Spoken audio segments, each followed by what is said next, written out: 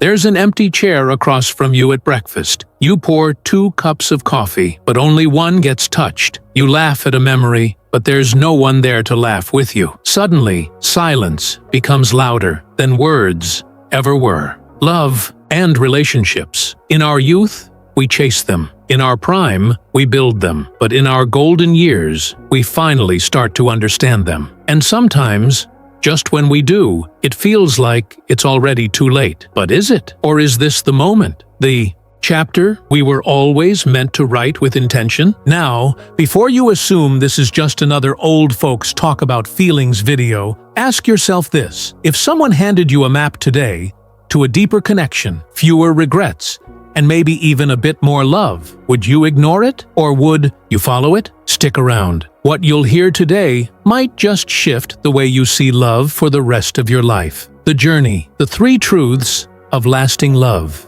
Truth 1. The myth of time. We often say, "I've been married 40 years," with pride, and rightfully so. But here's the truth. Time alone doesn't equal closeness. You can sleep beside someone for decades and still feel 1,000 miles apart. The real tragedy isn't losing someone to death. It's losing them while they're still alive and living beside you. But what if I told you that in just one intentional conversation, decades of emotional distance can melt away? Let's talk about that. Truth 2. The power of presence. Love isn't found in grand gestures. It's in the small, quiet things. Listening, sitting, holding hands during the news, even when one of you falls asleep halfway through. And yes, even when your partner insists they're not snoring, despite rattling the windows. Presence is the most valuable currency in any relationship. And the best part? It's free, but it's also fleeting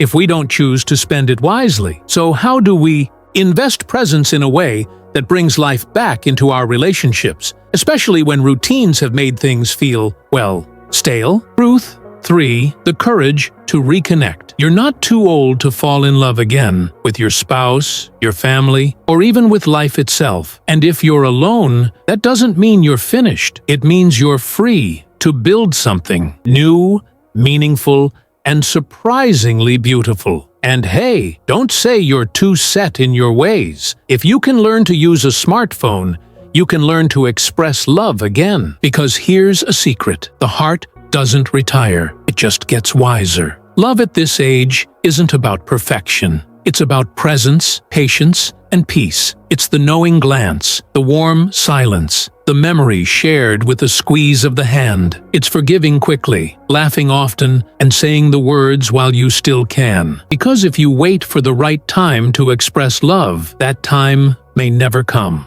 But if you choose now, even a small moment can become eternal. Tonight, you'll sit down at the same table, watch the same show, maybe even say the same things. But what if you said something different? What if you reached across the distance, however far, and said, "I still choose you"? How would that change the rest of your story? If this spoke to you, don't keep it to yourself. Share this video with someone you love, or someone who needs to hear it. Leave a comment with one thing you've learned about love in your life. You never know who it might help. And if you'd like more videos like this, stories that honor our age, our hearts, and our wisdom, subscribe. This is your time. Let's make it count. You're not too old to love deeply. You're just finally wise enough to do it right.